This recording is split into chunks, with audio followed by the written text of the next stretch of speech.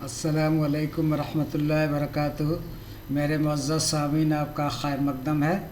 आज oral cavity के anatomy, physiology और अमराज के बारे में तबसरा करेंगे। ये आपका सिलेबस है जो कि इतना पढ़ना है हिस्सा। आइए हम इसकी तशरीह सबसे पहले पढ़ते हैं। इसको हम ज़ोफ़ दहन या ओरल कैविटी कहते हैं। दहन से मुराद कैविटी होती है। अब इसकी जब तशरीह हम देखेंगे तो ये हमारे जो है शिफ्तैन, लिप्स से, चीक से, पैलेट, टंग और टीथ। ये लिप्स आप देख रहे हैं। उसके बाद चीक्स जो है रुखसार, पैलेट जो ऊपर का हिस्सा है, फिर उसके बाद आपको टंग और टीथ और सैलिक ग्लैंड्स, इतनी सारे चीज़ें होते हैं। आपको ये देखिए, ये आपको हार्ड प्लेट है। ये जो पैलेट है ये हार्ड है और ये सॉफ्ट है। और फिर उसके बाद ये आपका चीक है। अब ये दांत अगर देखेंगे तो ह्यूमन के एडल्ट टीथ का जो फार्मूला है 21, 23, 2, 1, 2, 3। ये जो है फर्स्ट क्वार्टर में, ये सेकंड क्वार्टर में नीचे की तरफ, यही फर्स्ट क्वार्टर में ऊपर की तरफ, और यही फर्स्ट क्वार्टर सेकंड क्वार्टर ऊपर की तरफ। यानी आप जोड़िए 2, 1, 3, 2, 5, 3, 8, 8 यहाँ तक होते हैं, 8 यहाँ तक 16, 8 यहाँ जो है 24 और 8 यहाँ 32। 2, 1, 2, 3 ये पूछा जाता है कि human teeth, adult human teeth का क्या फार्मूला है। तो 2, 1, 2, 3, 2, 3 इसका क्या मतलब है। आपको इंसीजर्स 2 होंगे। यहाँ देखिए 2 इधर के हैं, 2 इधर के। ये 2 इंसीजर्स आपको दिखाए गए हैं। फिर उसके बाद 1 कैनाइन और फिर 2 जो है आपके प्री मोलर्स हैं और 3 मोलर्स हैं। आप देखिए इसको, ये जो 4 दिखाया गया है, 2 इधर निस्फ के इधर का हिस्सा है और ये निस्फ के इधर का हिस्सा है। अगर इसको हम आप जो है पॉइंटर ले लें तो ये यहाँ से जो है बीच से ये इतना जो है आपको, ये इधर हाफ है, ये इधर हाफ है। तो यहाँ पर यानी इंसीजर्स 2 हैं। फिर उसके बाद कैनाइन 1 है, प्री मोलर 2 हैं और मोलर 3 है। यही जो 2, 1, 2, 3 से मुराद है। 2, 1, 2, 3 आपको यहाँ दिखाई पड़ेंगे, 2, 1, 2, 3 यहाँ दिखाई पड़ेंगे। फिर उसके बाद 2, 1, 2, 3 इधर, 2, 1, 2, 3 इधर। कुल इस तरीके से 32 हो गए। और इसकी तशरीह में आपने देखा कि पहले जो है आपको शिफ्तैन, आप लिप्स जो है रुखसार जिसके चीक्स कहते हैं, पैलेट्स इस पर हार्ड और सॉफ्ट होता है, लिसान यानी ज़ुबान, टीथ और गम दांत और मसूड़े। फिर उसके बाद स्लाइवरी ग्लैंड्स के 3 भाग होते हैं, पैरोटिड, सब मैंडिबुलर और सब लिंगुअल। पैलोटिड और जो है ये आपको देखिए ये सब जो है दिखाया गया है आपको हिस्सा। अब उसके बाद आते हैं, ये आपकी तारीफ़ है वही जो आप किया। अब ये जो ख़ास तौर से स्लाइवरी ग्लैंड में देखिए हम जो दिखाना चाहते थे, ये आपकी पैरोटिड है। और फिर उसके बाद ये लाल सुर्ख जो दे रहा है सबलिंगुअल है। और ये जो आपका कलर है ये सब मैंडिबुलर, जो मैंडिबुलर बोन होती है उसके नीचे होता है। इसीलिए इसको आप जानते हैं कि जास, लोअर जास में जो बोन होती है उसका नाम मैंडिबुल है। तो सब मैंडिबुलर उसके नीचे होती है। उसके बाद सब लिंगुअल ज़ुबान के ठीक नीचे होती है। और ये पैरेटिड, ये 3 जो है स्लाइवरी ग्लैंड्स के हिस्से हैं जिससे स्लाइवा निकलता है, जो कि एमाइलेज के हाशमे में मददगार साबित होता है। स्लाइवा स्टार्च डाइजेशन और स्पीच, बात करने में भी आपको आसानी पैदा करता है।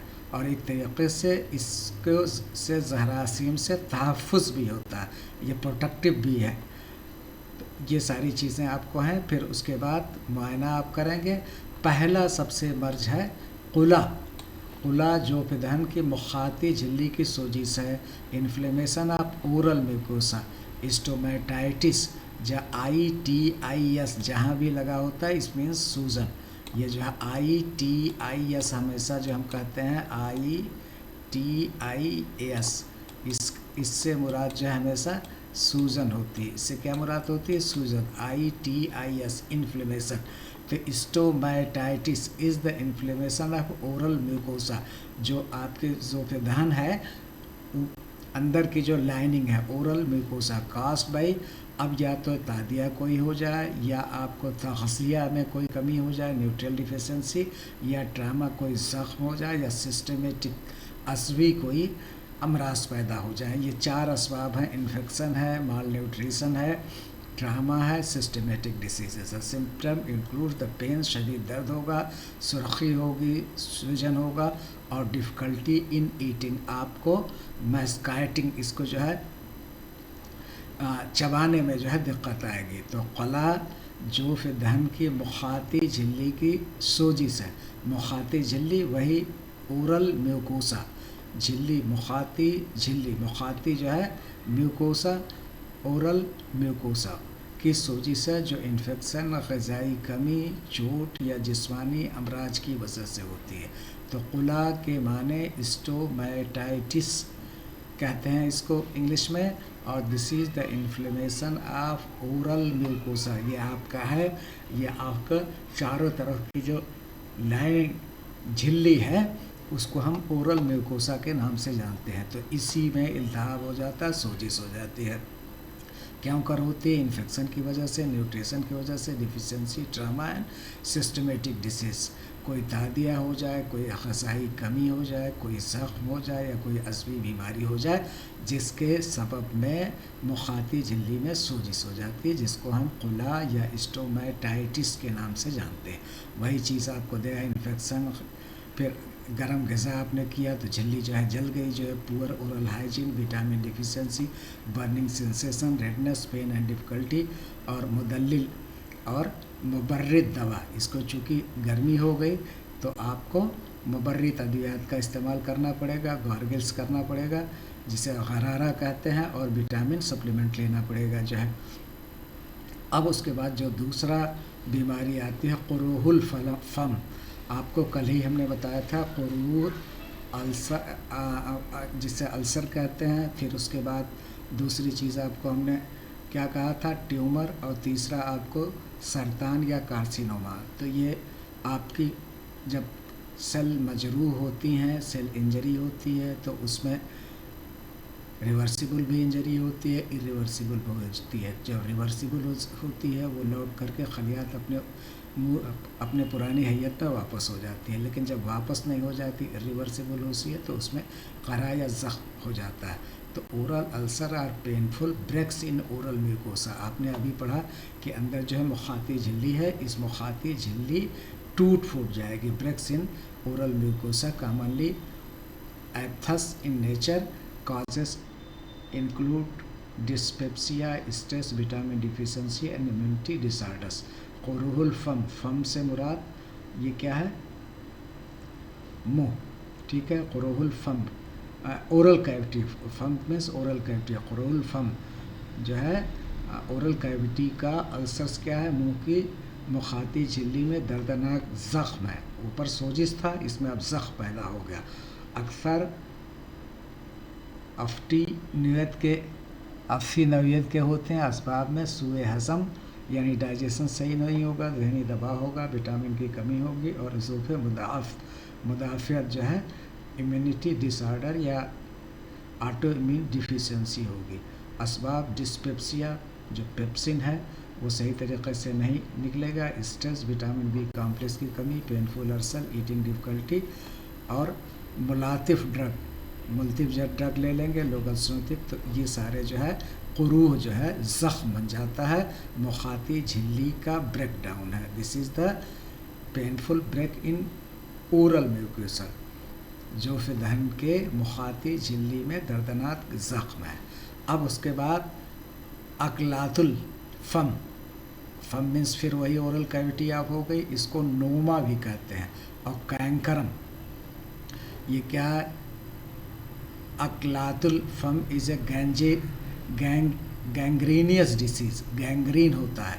अभी तक आप जो है नेक्रोसिस पढ़े हैं जिसमें खलियात की मौत हो जाती है, लेकिन गैंग्रीन में नेक्रोसिस होता है और प्लस जो है आपका इन्फेक्शन होता है। जब दो चीज़ें मिल जाती हैं तो उसको हम जो है क्या कहते हैं, नेक्रोसिस प्लस इन्फेक्शन जब मिल जाती है तो इसको हम गैंग्रीन के नाम से जानते हैं। इसको सिर्फ हम जी लिख दे रहे हैं, गैंग्रीन। तो गैंग्रीन और नेक्रोसिस में क्या फ़र्क है?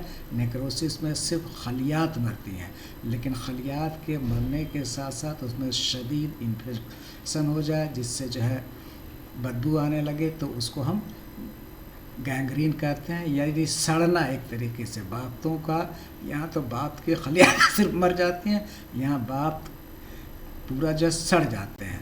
तो अकलतुल फम एक सनादी मर्ज है। देखिए गैंग्रीनियस दे दिया, जो कमज़ोर और ग़िज़ाई क़िल्लत के शिकार बच्चों में होता है, जिसमें मुंह के टिश्यूज़ तेज़ी से तबाह हो जाते हैं।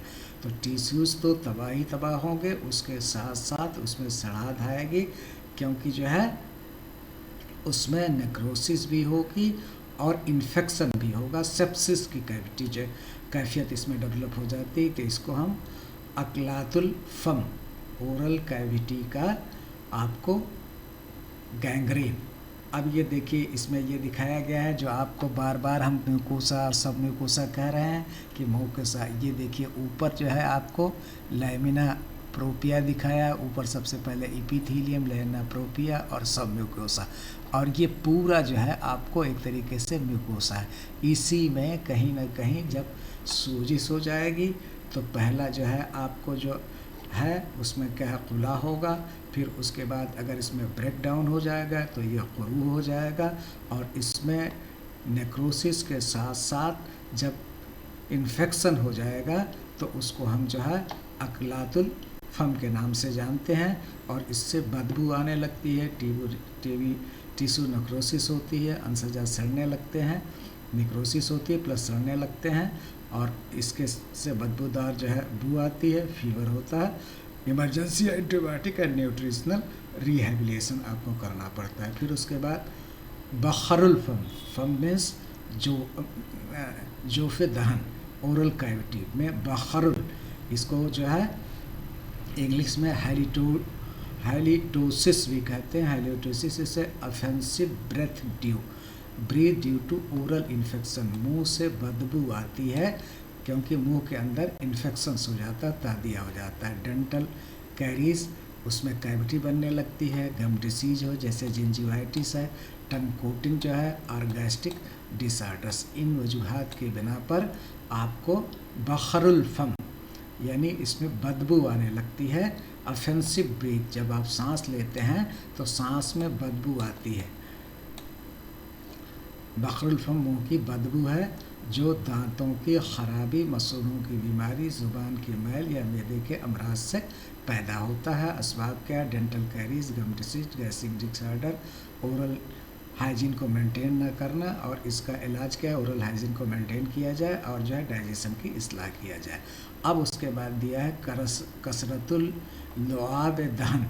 लुआब मीन्स आपका सलाइवा का, मुंह से आपको सलाइवा का ज़रूरत से ज़्यादा निकलना। Ptyalism is excessive secretion of saliva. इसको टाइलिन, चूँकि इसमें एक एंजाइम पाया जाता है, इसको तो टाइलिज्म इसको जो है नाम दे दिया गया है। कसरतुल लुआब दहन, कसरत माने ज़ाती, लुआब माने लुआब का, दहन माने मुँह। जब मुँह का लुआब ज़रूरत से ज़्यादा मकदार में अब्जास करने लगता है, सिक्रीट होने लगता है, निकलने लगता है, अखराज होने लगता है, तो उसको हम कसरत लुआब दहन, साफ साफ लफ्ज़ से मालूम होता है, जिसको टाइलिज्म के नाम से जानते हैं। कसरत लुआब दहन, लुआब का गैर मामूली अखराज है जो मुँह की जलन, ये जहर, हमल या आसाबी अमराज से पारा जो एक होता है, मरकरी जिसे कहते हैं, अगर उसकी कोई अद्वियात आपने इस्तेमाल कर ली तो वो भी जो है आपको ये कैफियत पैदा होगी, जिससे पॉइजनिंग होगी, इन्फ्लेमेशन होगा, और बेस मेम्ब्रेन जो है बेस मैनेजमेंट इसमें करेंगे। अब उसके बाद क्या है, आपको ओरल सबम्यूकस फाइब्रोसिस, ज़ेरे मुखात फमवी, मुखाती झिल्ली आपने म्यूकोसा भी पढ़ा आपने, उसके नीचे फमवी लिम्फियात एक मुज़मिन बीमारी है। नाम से ही इसमें देखिए ये लीफियात फाइब्रोसिस होती है। फाइब्रोसिस का मतलब कि उजलात सख्त हो जाएंगे। क्या हो जाएंगे? उजलात सख्त हो जाएंगे और सिकुड़ जाएंगे। जैसे ये उजलात है तो अब इसके बाद सिकुड़ करके ये छोटा सा हिस्सा हो जाएगा, सिकुड़ जाएंगे और साथ ही क्या हो जाएगा? सिकुड़ जाएगा और सख्त हो जाएगा। A chronic progression disease characterise by fibrosis of oral mucosa. इसमें सारा जो आपकी बीमारी की जड़ है वो ओरल म्यूकोसा। इसीलिए कुछ लोग जो है, और अक्सर करना चाहिए कि उसको आपको ज़ुबान को जो है, जो छीलते हैं, जो उसको ऊपर का सब म्यूकोसा उतारते हैं या ऊपर गरारा करते रहते हैं, जो मुंह की तहारत का खुसूसन तवज्जो देते हैं, तो वो इन बीमारियों से महफूज रहते हैं। ओरल सबम्यूकस फाइब्रोसिस, सब म्यूकोसा में, मुंह के सब कोसा में फाइब्रोसिस हो जाती है, सख्ती हो जाती है और सिकुड़ा हो जाता है। A chronic progressive disease characterise by fibrosis of oral mucosa leading to the restricted mouth opening. मुंह कम खुलता है, commonly live to the area not the tobacco chewing जो है। ज़ेर मुखातिब फमी लीफियात एक मुस्बिन बीमारी है जिसमें जहाँ भी लीफियात आएगा ये आप समझ लीजिए कि फाइब्रोसिस है। एक मुस्बिन बीमारी है जिसमें मुंह की झिल्ली सख्त और सिकुड़ जाती है, मुंह खुलना दुश्वार हो जाता है। इसका ताल्लुक छालिया और तंबाकू के इस्तेमाल से है। छालिया में जो सुपारी का इस्तेमाल करते हैं, जिसको छाली हम कहते हैं, छालिया और तंबाकू के इस्तेमाल से सब म्यूकोसा में फाइब्रोसिस होने का इम्कान बना रहता है। अब उसके बाद सरतान ज़ोफ़-ए-दहन, कल ही हमने बताया आपको, कुरू, ट्यूमर और सरतान। तो अब उसी ज़ोफ़-ए-दहन में जब सरतान, जब सारे चीज़ें आप मुज़मिन कैफियत में पहुंच गई, दवा इलाज किया, वो सही नहीं हुई, मर्ज़ बिगड़ता चला जाएगा, तो अब उसके बाद सरतान हो जाएगा। सरतान क्या है कि जो है आपको ये जो है बिनाइन भी होगा, मैलिग्नेंट होगा। जब मकामी तौर पर महदूद होगी तो इसको जो है लोकलाइज या बिनाइन कहेंगे और ये बहुत आहिस्ता बढ़ेगी। लेकिन यही जो है लिम्फ और जो है ब्लड के ज़रिए दूसरे मकाम पर जब पहुंच जा कर के वहाँ जब खलियात को बर्बाद करेगी तो इसको this will migrate from this point two this point.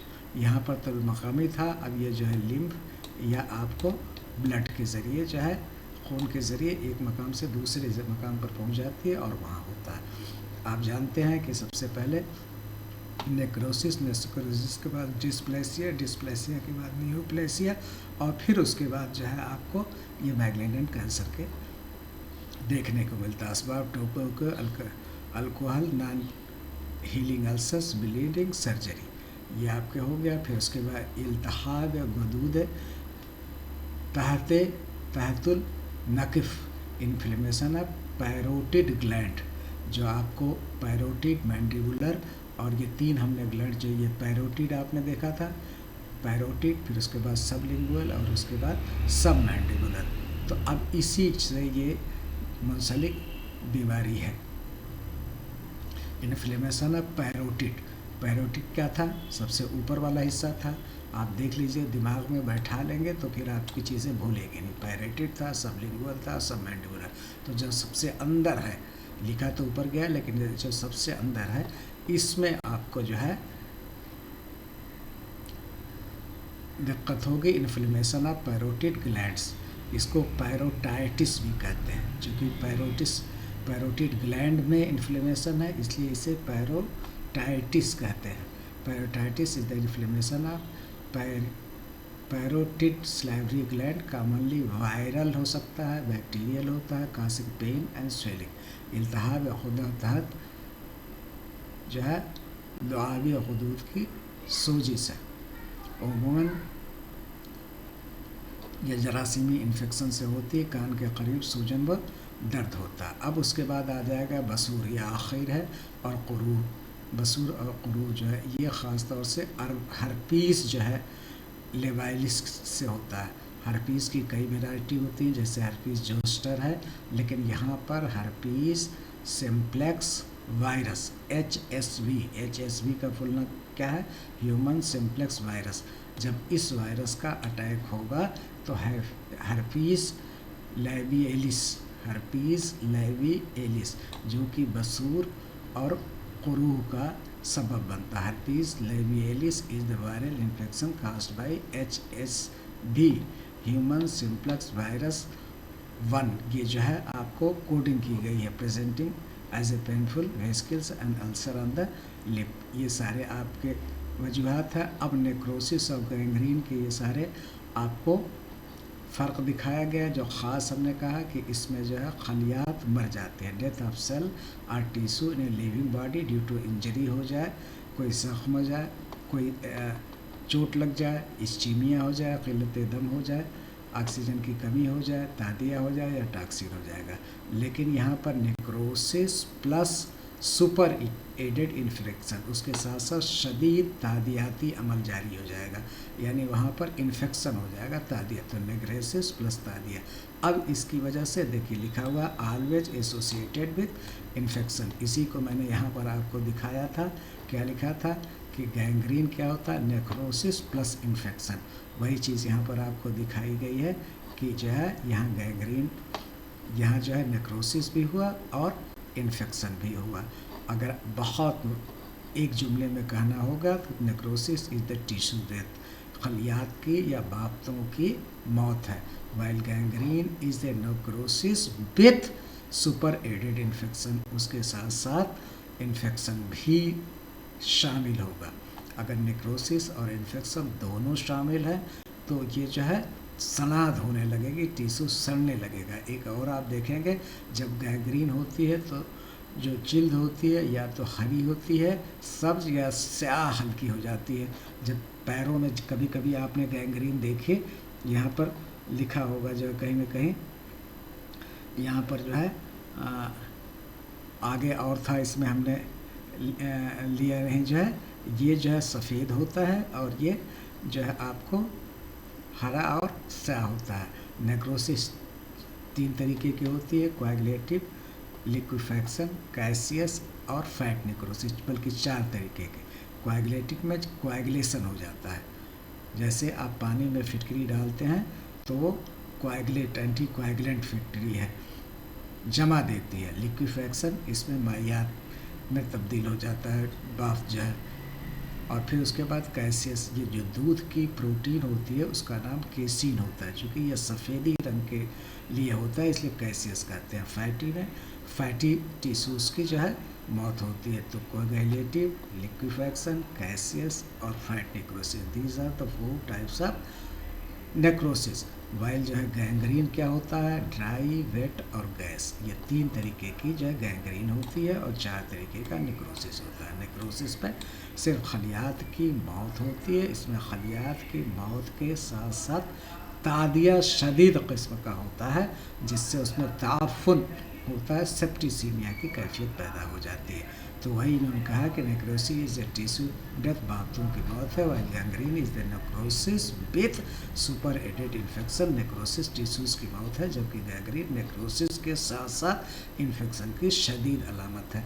आइए अल्लाह रब्बुल इज़्ज़त के कलाम से कुछ जो है आयात लेते हैं। क़द अफ़लह, औज़ु बिल्लाहि मिनश शैतानिर रजीम, बिस्मिल्लाहिर रहमानिर रहीम।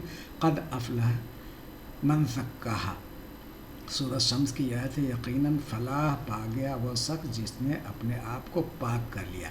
अभी ये आयत को हमने क्यों यहाँ पर जो है अख़ज़ किया है, क्योंकि सारी जो है ज़ूफ़ दहन या जो है क्या कहते हैं ओरल कैविटी के जो अमराज है, ओरल कैविटी को, ज़ूफ़ दहन को सही तरीक़े से पाकीज़ा न करने की वजह से, अगर अल्लाह रब्बुल इज़्ज़त के कलाम का एहतराम करते हुए इंसान अपनी ज़िंदगी में पाकीज़गी का एहतमाम करे तो न ज़ूफ़ दहन से मुंसलिक अमराज बल्कि किसी चीज़ से मुंसलिक अमराज नहीं में होके।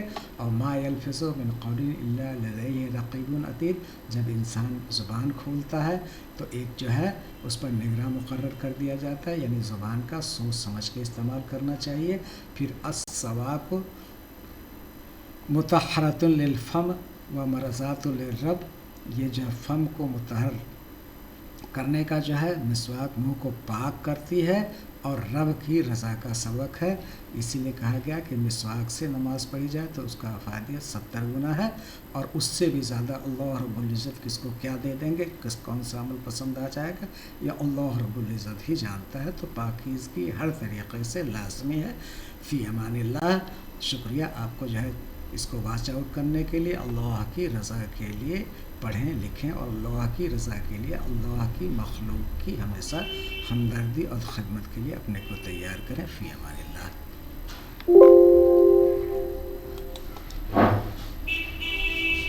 आए जी।